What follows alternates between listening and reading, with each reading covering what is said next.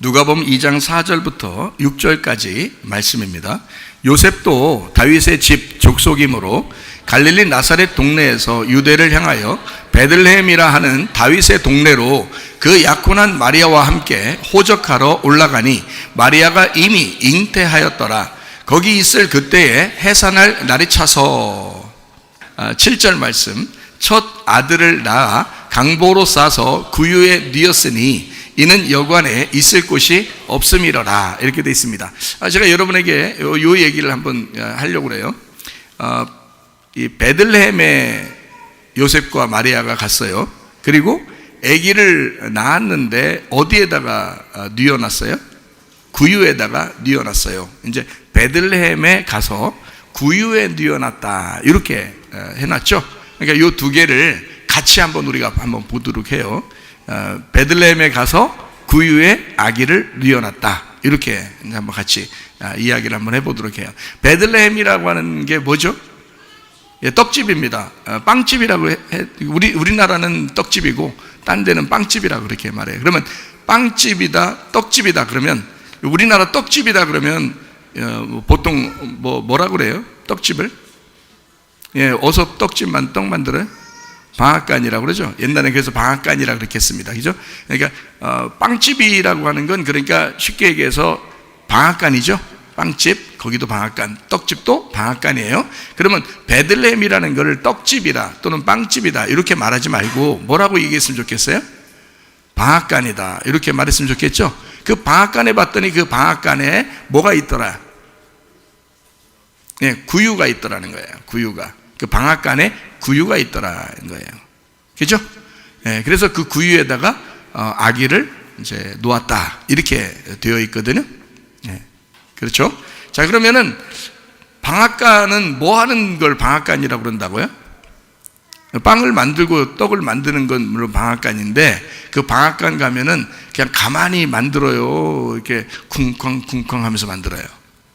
쿵쾅쿵쾅 하면서 만들어요. 왜냐면 이걸 빠야 되고, 예, 빠야 되고, 뭐 쪄야 되고, 하다 보니까 쿵쾅쿵쾅 하면서 예, 이렇게 만들죠, 그죠? 그러니까 방앗간에는 그러니까 무슨 소리가 들리는 거예요? 쿵쾅쿵쾅 이런 소리가 들려요, 그죠? 예, 그러니까 방앗간은 쿵쾅쿵쾅 소리가 들려요. 그리고 그거를 이제 제가 우리 사람 몸에 한번 비유해서 얘기를 해볼게요. 사람 몸에서 쿵쾅쿵쾅 두근두근 이렇게 하는 데가 어디예요? 우리의 가슴이고 우리의 심장이에요. 우리의 마음 얘기죠.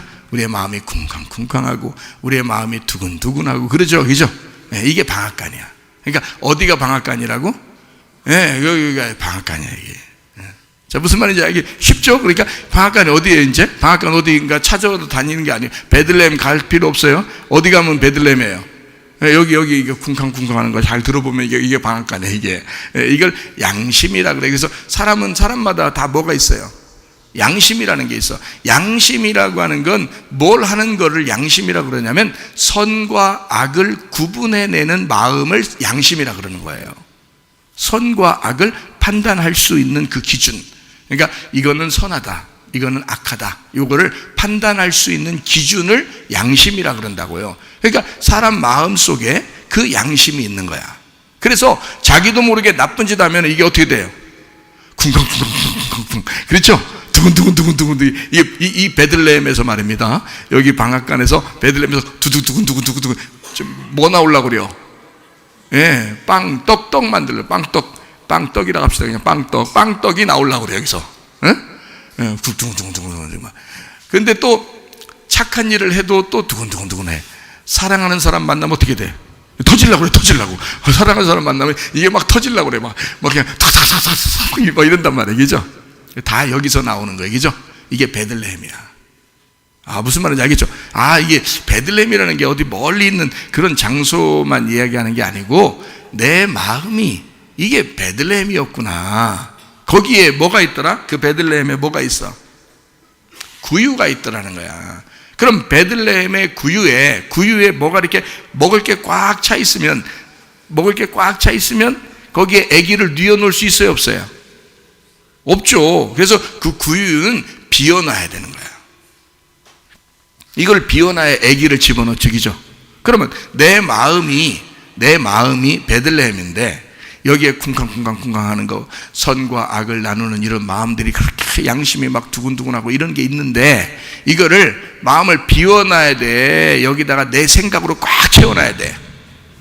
예, 마음을 비워놔야지 이게 구유가 깨끗해진단 말이에요. 이 깨끗해지면 거기에 이제 예수님이 오는 거예요. 예. 그런데 이게 깨끗해지지 않고 내 생각이 꽉 차 있으면 어떻게 해? 구유에 그냥 온갖 잡된 먹을 게 꽉 차 있으니까, 예, 그러니까 예수님을 거기다 놓을 수가 없는 거예요. 그렇겠죠? 그러니까 마음을 비워야 된다. 이거를 이제 거지라 그러는 거야. 거지. 예, 빈 깡통.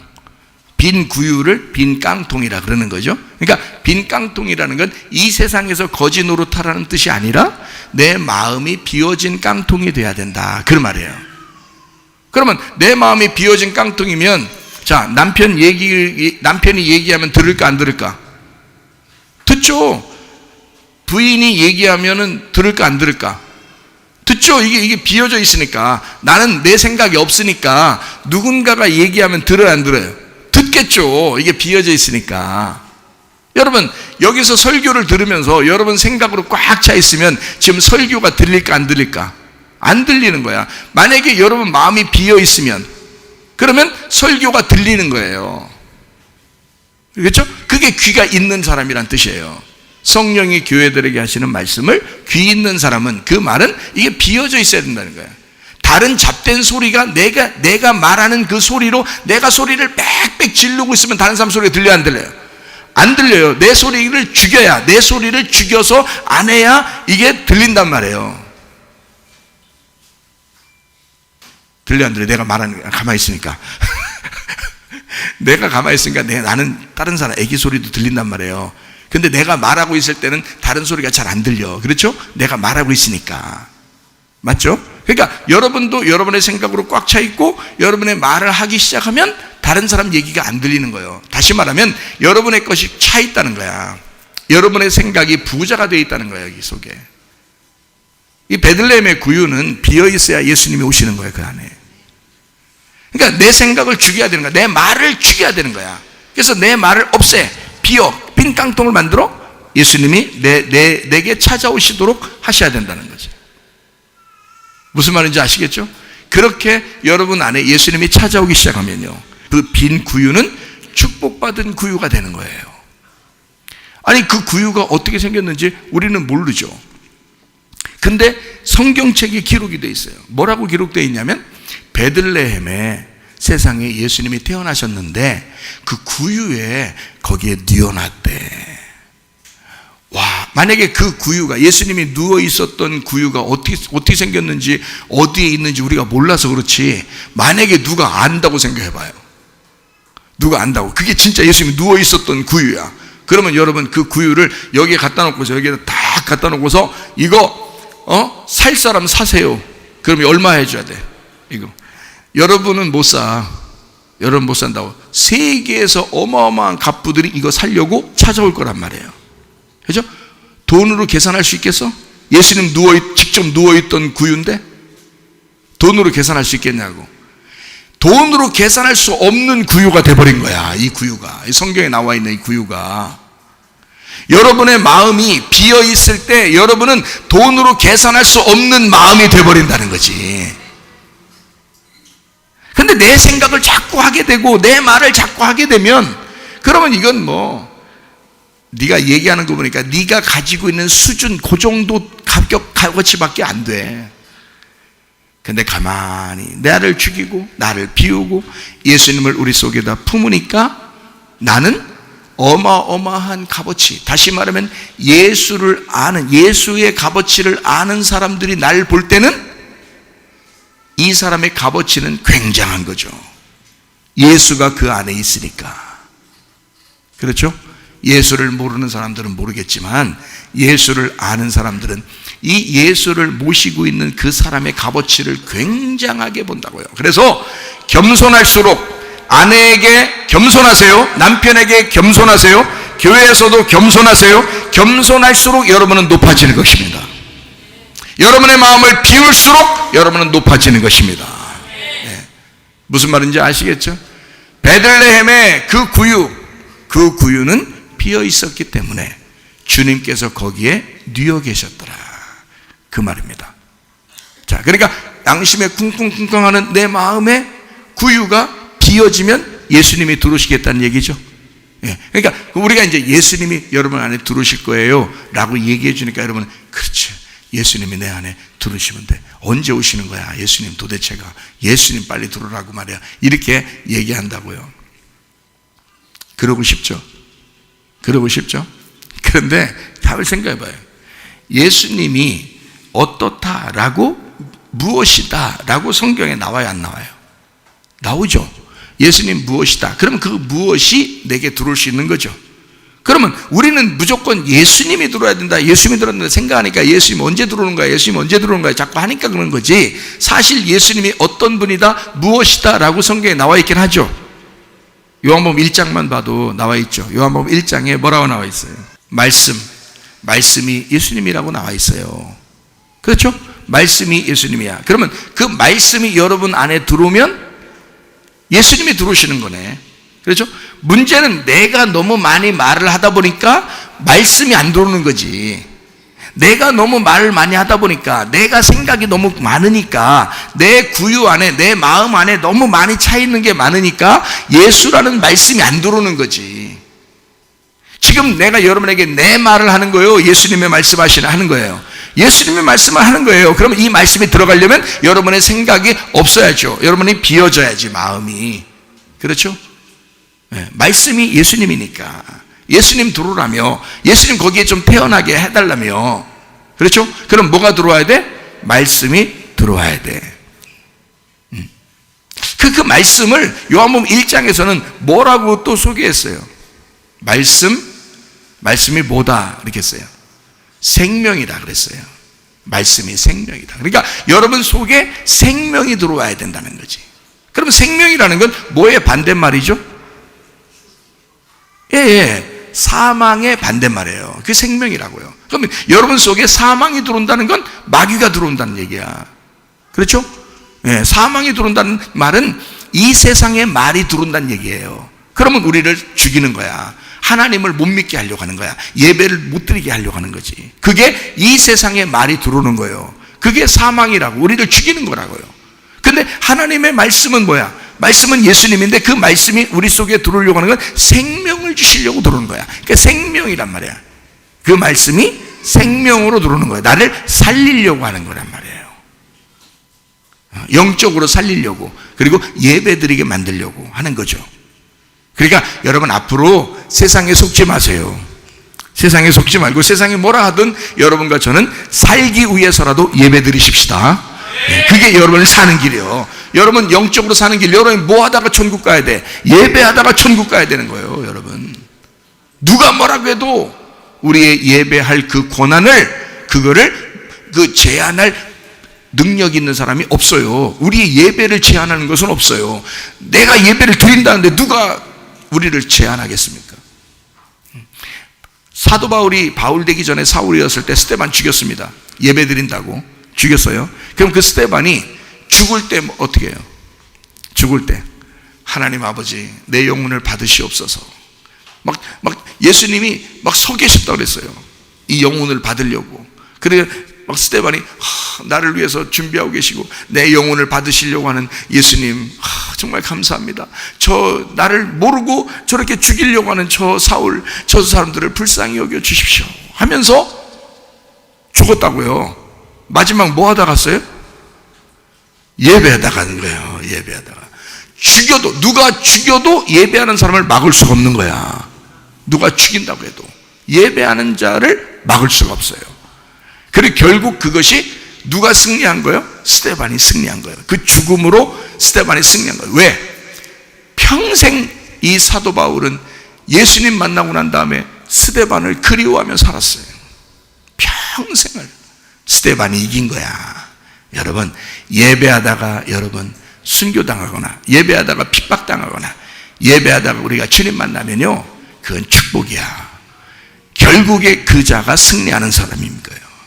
이 땅에서 조금 더 오래 산다고 승리하는 게 아니요. 이 땅에서 조금 더 잘 산다고 승리하는 게 아니요. 생명이 있어야지. 자, 이해가 되시겠습니까?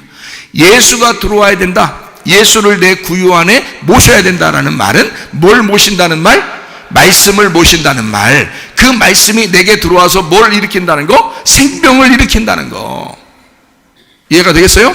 예, 그러니까 내 속에 생명을 모시는 거야. 사망을 모시는 게 아니야. 세상을 모시는 게 아니야. 우리는 생명을 모시는 거야. 자, 그 생명이 뭐라고 그랬냐면 빛이라고 그랬어요. 요한복음 1장에 보면 빛이라고. 그러니까 생명은 빛이라는 거야. 자, 어두움을 밝히는 거야. 자, 내 마음이 원래 내 마음이 이게 원래 밝은 거요. 이게 원래 어두운 거예요. 이게 아무리 뜯어봐도 이게 마음이 원래 어두워요.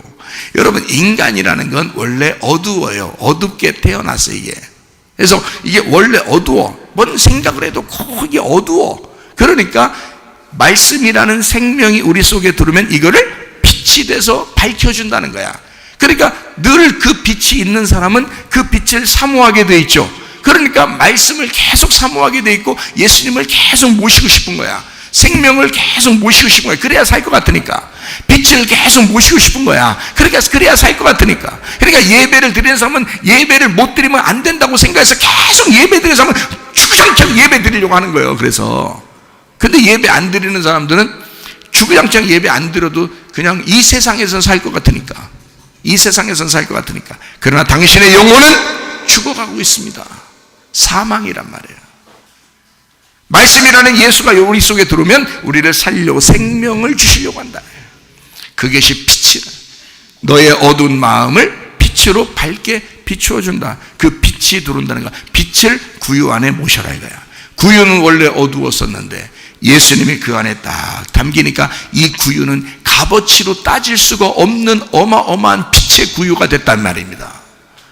이해가 되시죠? 그 다음에 이것이 뭐냐면 왜 예수님이 이 빛으로 오셨느냐, 이거를 뭘 드러내려고 오신 거야. 그래서 진리라 그러는 거예요. 요한복음 1장에 진리라 그러는 거예요. 그래서 진리 가운데 오셨다 그러는 거예요. 그 진리가 뭐냐면 드러났다, 감추어지지 않게 드러났다 이거야. 그래서 진리라 그러는 거예요. 빛이 오면 어둠을 밝히잖아요. 그죠? 어둠을 찢어내잖아. 그게 빛이라고. 어둠을 이렇게 가르고 빛이 거기서 빛나게 하잖아요. 그러니까 감추어진 어둠, 뚜껑이 닫혀진 걸 이걸 열어준단 말이에요. 이거를 진리라 그런다고요. 몰랐던 사실을, 여러분 안에 몰랐던 사실을. 아, 베들레헴이 저기 이스라엘에 있는 줄 알았더니 어디에 있더라? 아이고, 여기 있었구나. 베들레헴이, 그 구유가, 베들레헴 구유가 저기 이스라엘에 있는 줄 알았더니 여기 있었구나 라는 걸 오늘 알게 됐단 말이에요. 그러면 그게 진리라는 거예요. 밝혀졌다 이거지. 뚜껑이 열렸다 이거야. 아, 알게 됐다. 새롭게 알게 됐구나 이런 말이에요. 근데 그게 누구냐 봤더니 예수님이더라 이거야. 이 속에서 이걸 진리로 알려주러 오신 분이 예수님이더라는 거야. 그러면 거짓은 뭐겠어요? 거짓은, 진리는 거짓의 반대말이니까 거짓은 뭐겠어? 감추어진 게 거짓인 거야. 그러니까 성경을 모르게 만들고 이 세상의 빠꾸미처럼 이 세상 것만 알게 하고 성경을 모르게 감추어 놓고 하면 그걸 거짓말이라 그러는 거예요. 진리는 성경에 있는 말씀을 깨닫게 하는 거예요. 깨닫게 해서 내 마음 속에 예수가 주인 되게 만들려고 하는 게 이게 진리라는 거예요. 나를 찢어내고 나를 여기서 벗겨내고 예수 그리스도가 내 속에 들어와서 예수님이 나의 주인 되고 나의 왕이 되시게 만드는 거, 이게 진리라는 거예요. 그렇게 진리로 오신 거란 말이에요. 그 진리로 오시려면 죽으셔야 돼. 이 땅에 오셔서. 그래서 예수님이 이 땅에 오셔가지고 죽는 거예요. 어린 양으로. 그래서 요한복음 1장에는 어린 양으로 자기가 왔다. 그리고 침례 요한도 예수님을 일컬어 뭐라 했냐면 이거는 세상 죄를 지고 가는 하나님의 어린 양이로다. 그렇게 요한복음 1장 29절에 말씀하고 있잖아요. 그죠? 네, 어린 양이로다. 어린 양은 왜 왔어요? 왜 온 거야? 죽으려고. 세상 죄가 누구 죄예요? 세상 죄니까 세상 죄, 자기 죄는 아니고 세상 죄를 짊어지는 줄 알아. 그 세상이 나야. 그 말을 바꿔야, 보라 나의 죄를 지고 가는 하나님의 어린 양이로다. 이렇게 해야지 맞는 거지. 네 어두운 그 마음에 그 세상이라는 네가 이 세상을 지배하는 그 너가 왕이 됐던 그 마음, 그거 너의 죄를 짊어지고 오셨다는 말이에요. 그 어린 양이라는 거예요. 그가 죽으니까 부활하시죠. 그러니까 예수님은 죽는 왕이 아니라 부활의 왕이 되신 거예요. 그러니까 다시 살아나는 왕이 되신 거야. 기독교만 죽었다가 살아나는 게 있어요. 기독교만. 그러니까 기독교는 반드시 영원히 죽지 않는다. 다시 말하면 죽었다가 다시 살아나니까, 죽었다가도 다시 살아난다고 얘기해요. 그게 기독교란 말이에요. 기독교는 여러분 아무리 이 세상에 공산당이 기독교를 없애버리려고 해도, 그렇게 노력을 해도 없어지지 않습니다. 그래서 성경 마태복음 16장에는 뭐라고 나와 있냐면, 음부의 권세가, 이 세상의 음부의 권세가 이기지 못하는 교회를 예수님이 세운다고 얘기했습니다. 그 교회가 우리 교회예요. 안 없어집니다, 여러분. 교회 건물을 없애려고 막 아무리 노력해도 우리들을 못 없애요. 예배 드리려는 그 마음을 못 없앱니다. 여러분 없앨 것 같아요? 이 세상이 여러분의 예배 드리는 마음을 없앨 것 같아요? 못 없애요, 여러분. 이미 예수가 여러분 속에 자리를 잡고 있기 때문에 여러분을 이길 수가 없습니다. 건물은 이길 수가 있을지 모르지, 세상이 건물은 이길 수 있을지 모르죠. 위에 달려있는 십자가는 이길 수 있을지 모르죠, 자기들이. 그러나 내 마음 안에 있는 십자가는 이길 수 없다, 이 말이에요. 여러분 안에 있는 십자가, 여러분 안에 있는 예배는 없앨 수가 없는 거예요. 못 이깁니다. 그래서 음부의 권세가 이기지 못하는 교회가 주님의 교회라는 거예요. 그러니까 교회는 독특합니다. 교회는요, 어떤 사람이 예를 들어서 여기서 직장의 사장님이라고 생각해 보세요. 직원들에게 막 월급을 주면서, 우리 직장의 그 동료를 영어로 뭐라고 하는지 알아요? 직장의 동료, 같은 동료들을 영어로 뭐라고 하는지 알아요? 컴패니언이라고 합니다. 그래서 컴패니언들이 있는 장소를 컴퍼니라고 그래요. 컴퍼니, 그걸 회사라고 그래요. 회사를 영어로 컴퍼니라고 그래요. 그리고 그 사람들, 거기에 있는 직원들, 사람들을 컴패니언이라고 합니다. 컴퍼니 안에 있는 컴패니언이라고 그러거든요. 그 컴패니언이라는 뜻이 뭐냐면 동반자라는 뜻이에요. 동반자. 남편과 아내가 동반자거든요. 원래가 동반자요. 이거 있잖아요. 그 동반자가 컴패니언이에요. 동반자거든요. 그게요. 그러니까 회사의 사장이 직원들한테 돈 주고, 야, 회사를 위해서 충성해 하면은 열심히 충성합니다. 같이 하죠, 그죠? 그런데 이 직원이 말이에요, 교회를 다니네. 교회를 다니는데 교회에서는 돈도 안 줘. 응? 그리고 오히려 이 직원은 교회에다 헌금을 해. 아니, 세상 사람이 볼 때, 그 회사의 사장이 볼 때는 어떻겠어? 이 직원이 말이야, 교회를 다니는데 교회에 헌금을 해. 자기가 준 돈으로. 사장님이 준 돈이야. 그 돈을 가지고 교회 가더니 헌금을 하네. 헌금을 하더니 눈물 돌려. 막 감사해. 막 자기가 헌금하는 것에 대해서 너무너무 감사해. 그런데 교회에서 누가 시키지도 않는데 막 청소해. 막 밥을 하고 그리고 막 교회에서 막 막 기도를 열심히 하고, 교회에서 이렇게 여러분 이번에 그 교회에서 이런 행사가 있으니까 이렇게 하십시다 그러면 막 그냥 발 걷어붙이고 열심히 와서 막 하는 거예요. 회사 사장님이 이해가 될까 안 될까?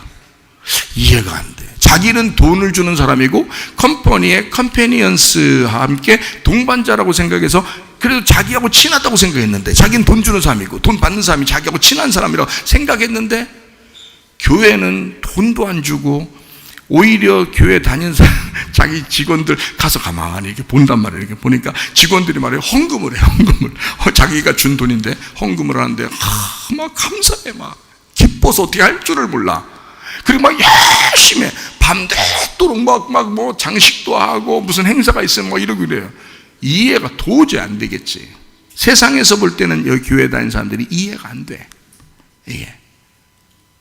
그런데 여기에 있는 그 구성, 그 자기의 어떤 삶, 이거를 조금이라도 이게 파괴가 될까봐, 이게 조금이라도 잘못될까봐 막 굉장히 조심합니다. 여기 있는 사람들. 그러니까 목사가 쉬워, 사장님이 쉬운 거예요.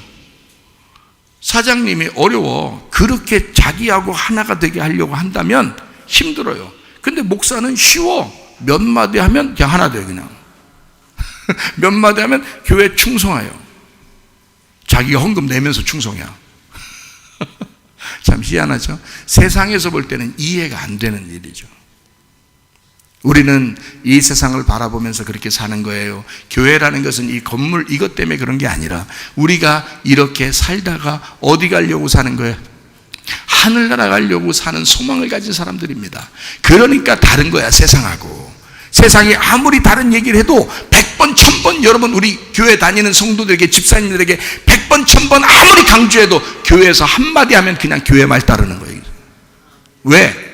어떤 사람은 부인이 그래, 부인이. 응? 부인하세요, 부인. 부인도 그래, 남편도 그러고 말이에요. 남편이 교회 다니잖아요? 그럼 부인이 막 삐집니다. 질투합니다. 교회가 그렇게 좋아! 이럽니다. 부인이 교회 다니잖아요? 남편이. 응? 교회 살아! 그 진짜 살으란 얘기요. 기분 나쁘단 얘기야. 기분 나쁘단 얘기야. 교회에서 살아! 기분 나빠! 이런 얘기거든요. 근데 그렇게 하면서 그런 욕을 얻어먹으면서도 그 사람은 교회를 나와. 희한한 거죠. 그러니까 그 욕하는 사람이 집에서 가만히 생각해봐. 저게 미쳤나? 저게 교회 가서 미쳤나? 이 욕을 해도 안 되고, 옛날 심할 때는요, 머리도 뽑습니다. 머리도 뽑고 때리고 이런 사람들도 있었어요. 옛날 무식할 땐 그랬어요. 그렇게 한 사람들도 있었는데, 그래도 막 머리 뽑히면 수건 이렇게 덮고 온단 말이에요, 교회를. 그런 사람들도 있었어요, 옛날에는. 울면서 기도 시간만 되면 막 울어. 집에 가서 두드러 맞을 거 생각하니까 우는 게 아니야. 그래서 우는 게 아니야. 내가 이래도 불구하고 하나님을 내가 선택했습니다. 하나님 나를 불쌍히 여겨주시고 나를 이렇게 머리 다 뽑고 두드러 팬 저 남편 저 아내를 불쌍히 여겨주십시오 하면서 하나님 앞에 울어. 여러분, 이게 이 세상에선 도저히 이해 안 가는 거예요. 그러면 자, 여러분이 사장님이요, 아니면 여러분이 남편이요, 여러분 교회 안 다니는 남편이요, 교회 안 다니는 아내면 어떻게 하면 되겠어요? 여러분, 인정하면 돼. 같이 교회 나오면 돼. 자기가 믿음이 별로 없어도 같이 교회 나오면 그게 이해가 돼.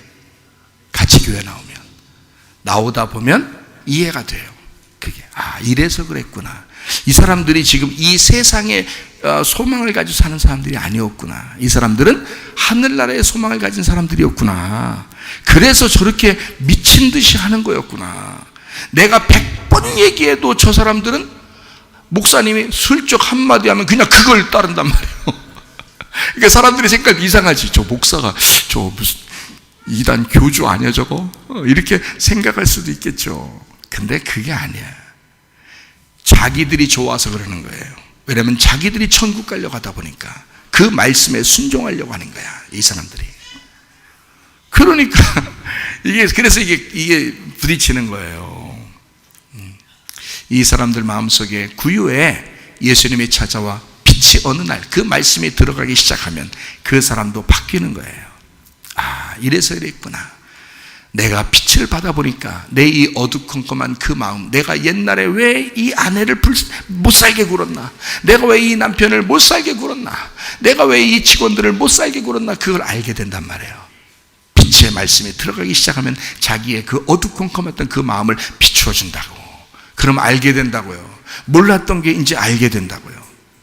이래서 그랬구나 라는 걸 알게 된다. 자, 말씀, 생명, 빛, 진리, 그 어린 양은 죽으시러 왔어요. 그분이 죽었기 때문에, 나의 죄를 지고 와서 죽으셨기 때문에, 그래서 예수님이 존중받는 거예요. 나를 위해 죽었으니까 존중받는 거야. 나를 위해 죽지도 않고 자기 몸살이고 도망다니고 이래봐요. 우리가 예수님 믿을 수 있겠어요? 자기 몸살이고 불났는데, 예를 들어서 불났는데, 집에 불났는데 남편이 홀딱 도망가 버리면 그러면 그 남편 믿을 수 있겠냐고. 다음부터 못 믿지.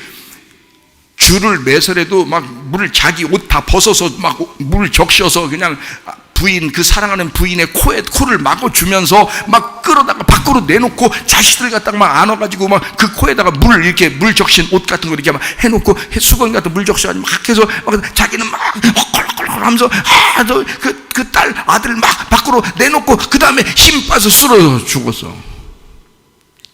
그 아내가 밖에서, 그 자녀가 밖에서 아빠 부르면서 여보 부르면서 평생 죽을 때까지 그 남편을 그리워하는 거야. 이해하겠어요? 우리 주님이 나를 위해서, 우리를 위해서 그렇게 죽으셨다는 거 아니야. 세상 죄를 지고 가는 하나님의 어린 양이라는 거 아니야. 그러니 그분을 우리가 존중할 수밖에 없는 거예요. 근데 그분이 세상에 그냥 진짜 죽었는데 진짜 부활했다는 거야. 진짜 부활해서 그게 증거가 남아있잖아요, 성경에. 왜 남아있냐면 예수님의 제자들이 예수님 부활했다고 다 봤어요. 제자들만 본 게 아니라 한 500여 명이 다 동시에 봤어요. 예수님 부활한 거를, 살아난 거를. 그래서 예수님이 하늘나라로 이렇게 구름 타고 올라가시는 것도 다 봤어요. 이 사람들이 가만히 있겠냐고. 예수가 부활했다만 하니까 로마 시내가 들썩들썩한 거예요. 그러니까 그 사람들이 이 사람들을 살려두면 큰일 나겠다. 그러면 다 이 사람 예수를 믿겠다 이러다가, 그래서 막 죽이는 거예요. 황제를 믿어야 되는데 예수를 믿는다고 하는 사람들이 생겨나니까 안 되겠다. 그래서 로마에서 다 기독교인들을 죽여라 이렇게 해버린 거예요. 그러니까 기독교인들이 막 죽으면서도 숨어서도 막 만나는 사람들에게는 예수님 부활했다고 그분이 우리의 왕이라고 막 전부한 거예요.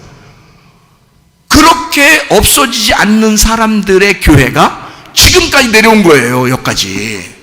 이게 그러니 누가 이기겠냐고. 이걸 누가 이기겠냐고. 그게 사실인데, 진짜 사실인데 역사에도 기록이 돼 있어요. 역사에도 그게 사실이라고. 그럼 누가 이기겠냐고. 이런 기독교를 누가 이기겠냐고. 못 이겨요. 차라리 싸우지 말고 우리한테 와서 그냥 같이 친한 게 나아. 그냥 같이 지내는 게, 우리한테 같이 와서 친해지는 게, 그게 훨씬 더 하나가 되는 모습이에요. 우리를 대적해 보세요. 여러분, 아내가 교회 다닌다고, 남편이 교회 다닌다고, 여러분 핍박해 보세요. 여러분, 여기는 아니지만, 다 나와서 그러지만, 핍박해 보세요. 굴복할 것 같아요? 굴복 안 합니다. 그거를 이 세상에 있을 때는 몰라요, 사람들이. 교회 와보면 알아. 이 사람들이 왜 이러는지 교회 와보면 이해를 하는 거예요. 그래서 핍박하다가 교회 나오신 거 아니에요, 여기. 핍박하다 교회 나오신 분들이 있잖아요. 안 되는 거야. 이 교회 다니는 사람들하고는 못 싸워요. 싸우는 게 그게 미련한 거예요. 싸우는 게 미련한, 그냥 사랑하고 받아들여야 돼. 사랑하고 받아들이면 그 부인만 얻는 게 아니야. 그 남편만 얻는 게 아니야. 예수님을 같이 얻어버리는 거야. 그리고 이 좋은 걸 왜 안 해? 이 좋은 거를. 그렇게 살아가셔야 된다. 내 안에 말씀, 생명, 빛, 진리, 어린 양 되신 그 주님을 내 안에 이 구유에다가 모셔. 그러면 이거를 지금으로 말하면 예수님 안 보이잖아요. 이거를 성경에서는 뭐라 그러면 성령님을 모셔야 된다 이래요. 성령님이 예수님이다. 그래서 예수님이 영으로 여러분 안에 들어올 것이다.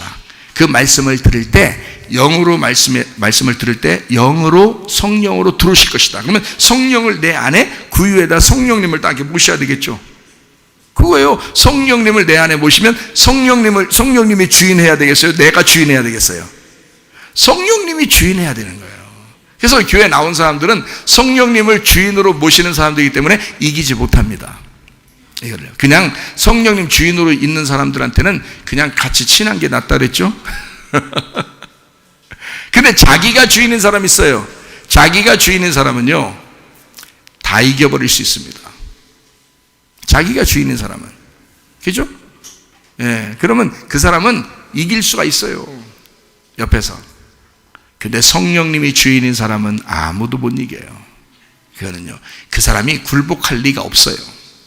성령님이 안에 들어온 사람은 세상에 굴복하지 않습니다. 남편에게도 굴복 안 합니다.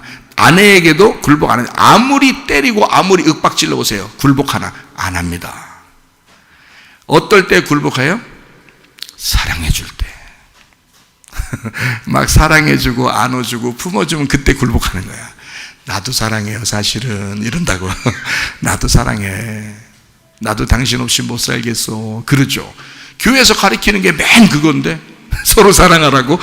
교회에서 가르치는 게 맨 그거예요. 교회는 사랑하라고 가르쳐. 근데 집에 가면 자기를 안 사랑해, 맨날 미워하고 때리고 이래. 누가 그걸 굴복하겠어요? 안 하지.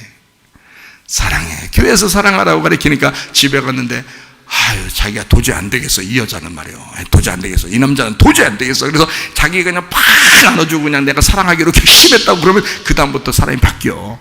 나도 사실은 너를 사랑해, 이런다고. 바뀌는 거야. 사랑하면 녹는 거예요. 사랑하면. 사랑하니까 혼내고, 그죠?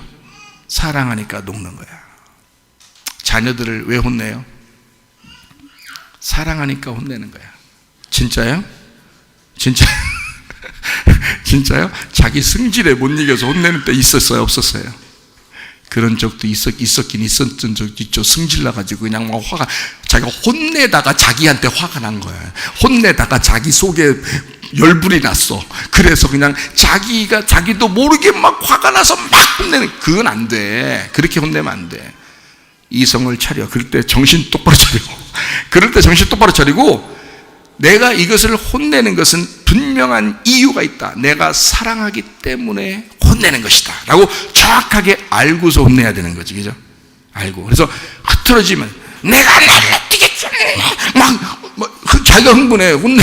혼내다가 자기가 흥분해가지고 어떻게 어디서 막 아무나 집어던지고 막 아무나 때리고 이렇게 하면 안 돼요. 그러면 그거는 미친 거지. 이성을 딱 차리고 혼내야 되는 거야. 따끔하게 혼내야 되는 거지, 그죠? 왜냐하면 내 자식이니까 벗어나지 않을 거라는 걸 알기 때문에 그런 거예요.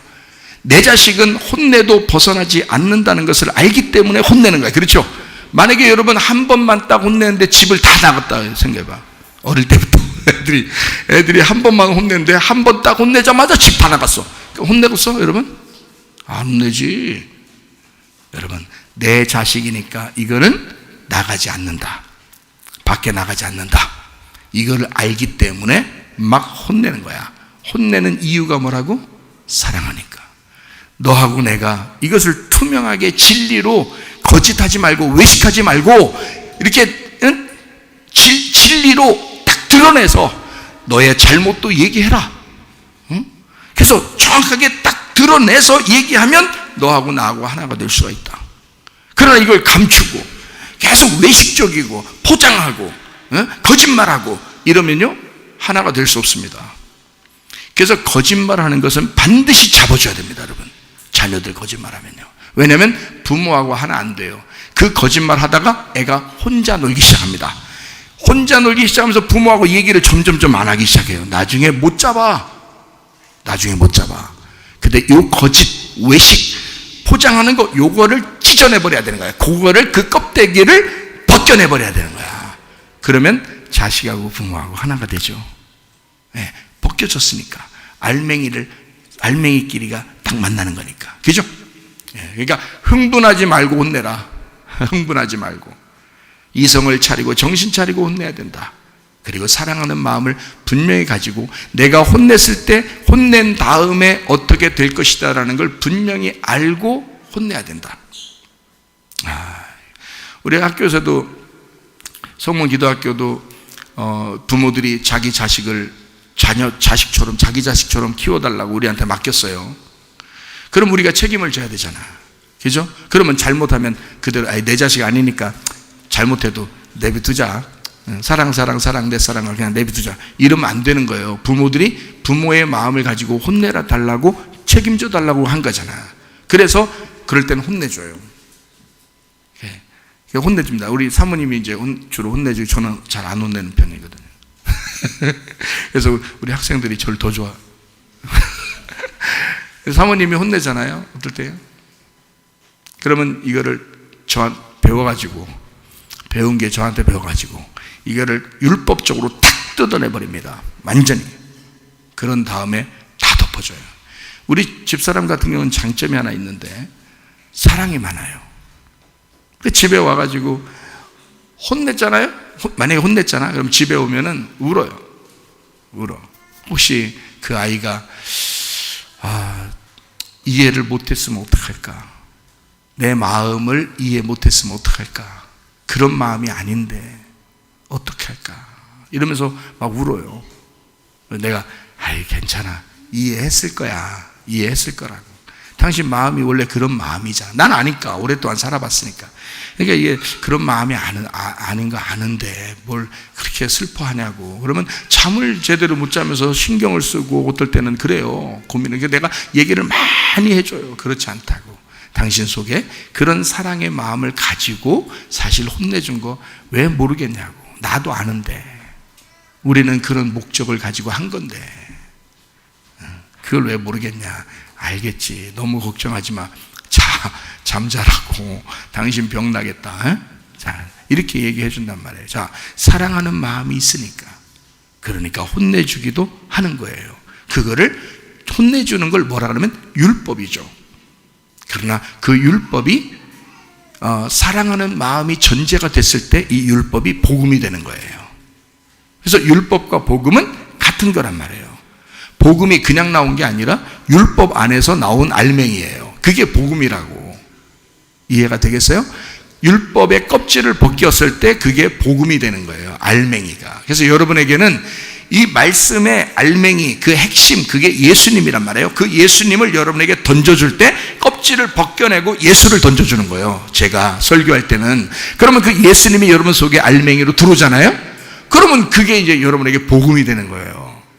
그럼 기쁜 소식이 되죠. 하나님을 믿는다는 게 슬프고 괴로운 것만 있는 게 아니고 행복을 주려고 하는 것이었구나. 자, 여러분 왜 태어났어요? 여러분 왜 태어났어요? 여러분은 생일을 막 저주하면서 살아요? 아니면 생일을 기뻐하면서 살아요? 잘 태어난 것 같아요? 아니면 잘못 태어난 것 같아요? 에? 내가 왜 태어났나? 막 이러면서 괴로워하는 사람도 있죠. 어떤 사람들은, 그죠? 여기 말고 딴 친구들, 그런 사람도 있죠. 근데 여러분 어때요? 난 잘 태어났다. 내가 안 태어났으면 최삼일 목사님 만났겠나?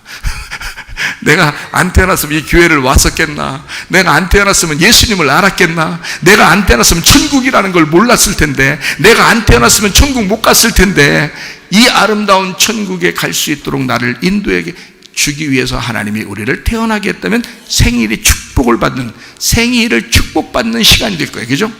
당신은 사랑받기 위해 태어난 사람이라는 거죠. 하나님은 왜 사랑받기 위해 태어난 사람이라고 얘기할 수밖에 없냐. 우리가 잘 봐요. 자녀를 왜 낳았어요? 자녀를 어떻게 하다 보니까 낳죠. 그런 거 말고 그런 식으로 나니까 생각을 못 하는 거예요. 어떻게 하다 보니까 낳았다. 어떻게 하면 애들이 다 컸어. 이거 뭐냐고, 이게. 그러니까 교회에서 이걸 가르쳐 주는 거예요. 여러분 연세 드신 분들 말이에요. 지금 연세 드신 분들 속으로 그럴 거예요. 어떻게 하다 보니까 애 낳고, 어떻게 하다 보니까 인생 그냥 그렇게 애들을 위해서 막 바득바득 바쁘게 살다 보니까 애들이 다 컸네. 그렇죠, 여러분. 그러니까 나이 먹고서 어때요? 허탈한 것도 있고, 그죠? 내가 다시 인생이 주어진다면 내가 이렇게 살진 않을 텐데, 근데 지금 늦었다고 생각할 때가 가장 빠른 거예요. 빨리 이걸 흡수하셔야 돼. 말씀을 들으셔야 돼. 그래서 어떻게 나머지 인생을 이제 내가 어떻게 살다 갈 것인가를 생각하셔야 된다고요. 자, 어떻게 사시냐면 우리가 태어난 목적이 있어요. 태어난 목적.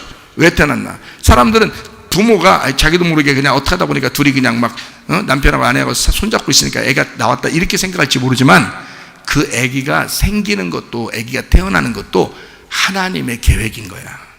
하나님의 계획이 아니면 애가 죽을 수도 있었죠. 그죠? 안 태어날 수도, 안 생길 수도 있겠죠. 어떤 사람들은 안 생기대요. 그죠? 어떤 사람은 생기기도 하고요. 우리 교회는 거의 잘 생겨요. 그냥. 그래서 아기 있는 집안이 또 생겼대요, 이번에. 지금 애가 1살인데 또 생겼디야. 아직 돌잔치 안 했는데.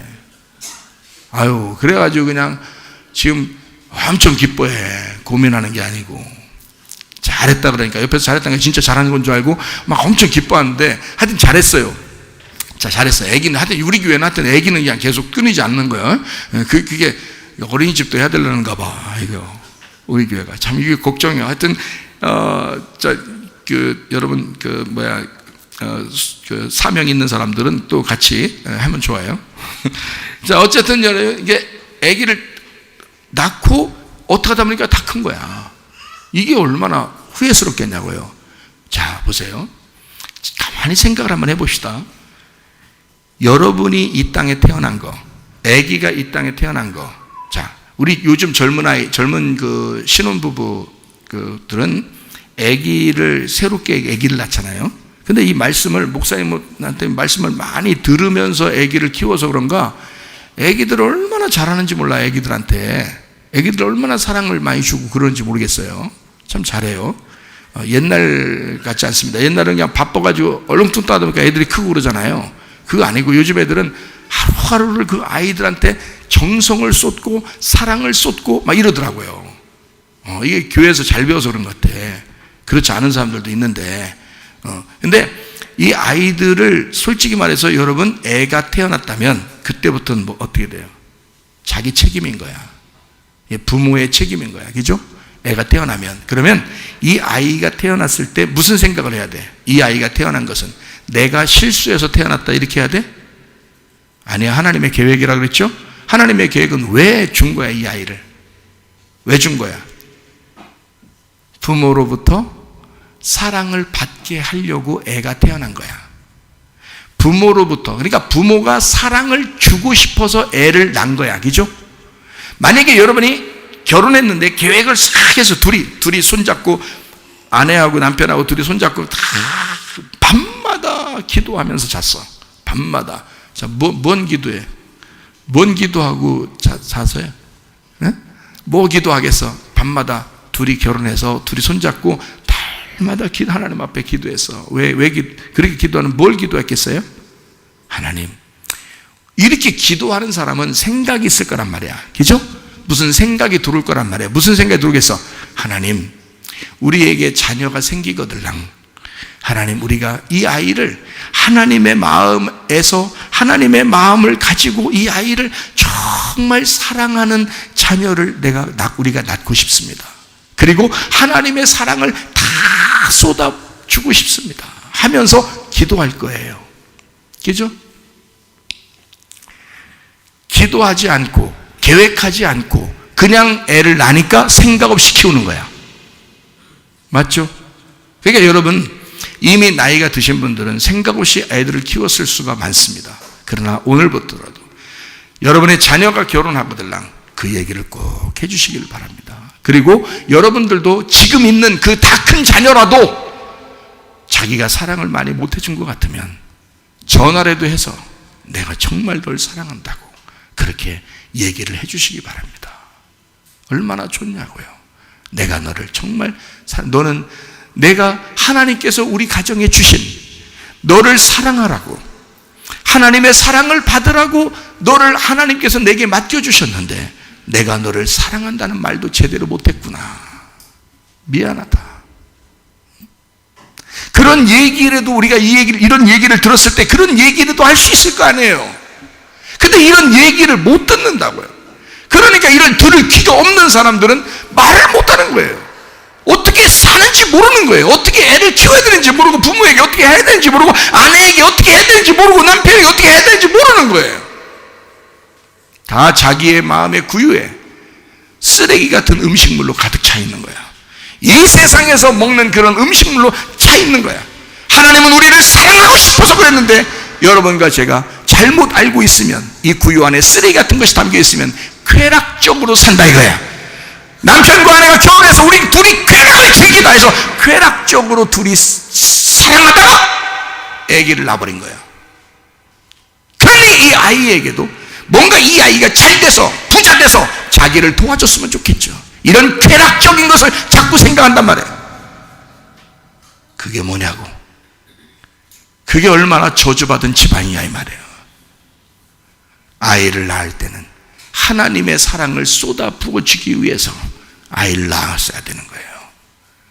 아내를 볼 때, 남편을 볼 때 그 사람은 태어날 때부터 하나님이 이 땅에 태어나게 한 것은 그 사람은 하나님의 사랑을 받게 하려고, 하나님이 자기가 사랑을 주려고, 하나님의 사랑을 주려고 여러분과 저는 태어난 것입니다. 누구도 하나님의 사랑을 못 받게 태어난 사람은 없어요. 하나님의 사랑을 받게끔 하고 싶어서 하나님이 자기하고 사랑을 나누자고, 자기를 좀 알고 자기를 이해하고 자기랑 사랑을 나누자고 우리를 만들어내신 거예요. 근데 그걸 모르니까 사람을 함부로 대합니다. 여자를 함부로 대합니다. 남자를 함부로 대합니다. 자식들을 함부로 대합니다. 그도 사랑받기 위해 태어난 사람이라는 거. 하나님은 그렇게 해주고 싶었다는 거죠. 그런데 우리가 왜 그걸 막냐 이거야. 뭐가 막은 거예요? 내 구유에 쓰레기가 담겨 있어. 내 구유에 내 생각이 담겨 있어. 내 구유에 내가 주인이고 내가 왕이야. 그러니까 다른 사람들 얘기는 안 듣는 거예요. 자기 말만 들어줬으면 하고 생각하는 거예요. 담겨 있는 게 쓰레기가 담겨 있으니까 쓰레기 같은 행동을 하는 거예요. 좀 아내가 좀 싫어하는 건 하지 말아야죠. 아내가 좋아하는 것을 한번 하려고 해야죠. 남편이 싫어하는 건 하지 말아야죠. 남편이 좋아하는 걸 하려고 해야죠. 자녀들이 좋아하는 거, 자녀들이 행복해하는 거, 그걸 한번 해줘야죠. 부모가 좋아하는 거, 부모가 행복해하는 거, 그거 해주려고 하면 되잖아요. 모두 다 우리는 사랑받기 위해 태어난 사람들이다. 하나님은 인간을 왜 만들었을까? 창조의 목적이 뭘까? 가만히 있어도 혼자 신이니까 혼자 살아갈 수 있는 하나님이 왜 우리 인간을 만들었을까? 자기가 사랑해주고 싶어서, 우리 인간들을 사랑해줌으로써 자기가 살아있음이, 자기가 생명이 나타나니까 그 살아있는 생명을, 그 살아있는 행복을, 그 살아있는 사랑을 전달하고 싶어서 인간을 만든 거예요. 안 만들어도 되는데 굳이 만든 거예요. 자기가 사랑해주고 싶어서. 여러분, 자녀를 왜 만든 거예요? 자녀를 왜 낳은 거예요 도대체? 여러분이 사랑해줄 대상이 필요해서, 하나님으로부터 사랑받으니까 그게 너무 좋아서, 하나님으로부터 사랑받은 게 너무 좋으니까, 그래서 내 자녀에게 그 사랑을 나눠주고 싶어서. 그게 진실한 것이란 말입니다. 하나님의 사랑을 못 받으니까, 자기도 사랑 못 받았으니까 자녀들에게 넘겨줄 사랑이 없는 거예요. 어떻게 해야 될지 모르는 거예요. 자기도 사랑을 못 받았으니까 자녀들한테 어떻게 사랑해야 되는지 모르는 거야. 그 사람은, 그 자녀는 진짜 사랑받기 위해 태어났는데, 우리 아내들은 진짜 사랑받기 위해 태어났는데, 우리 남편들은 진짜 사랑받기 위해 태어났는데도 말입니다, 그게 안 되는 거야. 왜냐하면 이 베들레헴의 구유에 썩은 물이 고여 있고, 이 베들레헴 안에 구유에 음식물 쓰레기가 담겨 있으니 이 속에서 예수의 말씀이 나가겠느냐고, 예수의 사랑이 나가겠느냐고, 예수의 그 행복이 나갈 수 있겠냐고. 여러분, 이 속에 그리스도 예수의 사랑이 담기길 바랍니다. 그리스도 예수의 감사가 담기기를 바랍니다. 그리스도 예수의 영이, 생명이 담기기를 바랍니다. 그래서 여러분 속에서 다른 사람들, 여러분을 만나는 모든 사람들이 다 행복한 천국을, 다 사랑을 받을 만한 그 천국을, 그 사랑의 천국을, 행복의 천국을 다 누리다가 천국에 갈 수 있도록 여러분 자신이 먼저 그 구유에 예수 그리스도를 담으시기를 바랍니다. 감사를 담으시기를 바랍니다. 감사하십시다. 주시는 것 감사, 구원하신 것 감사,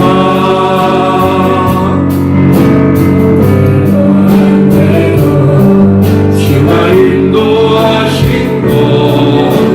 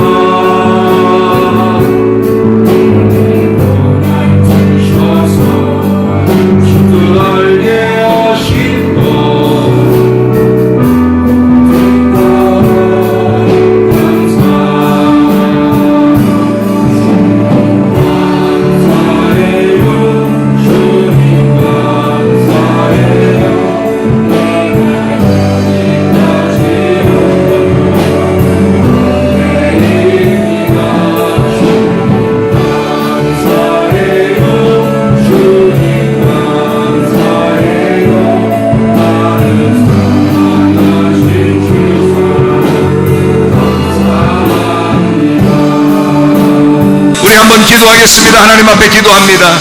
하나님, 내 속에 감사가 사라졌습니다. 하나님, 이번 한 해 감사하는 한 해가 되게 도와 주시옵소서.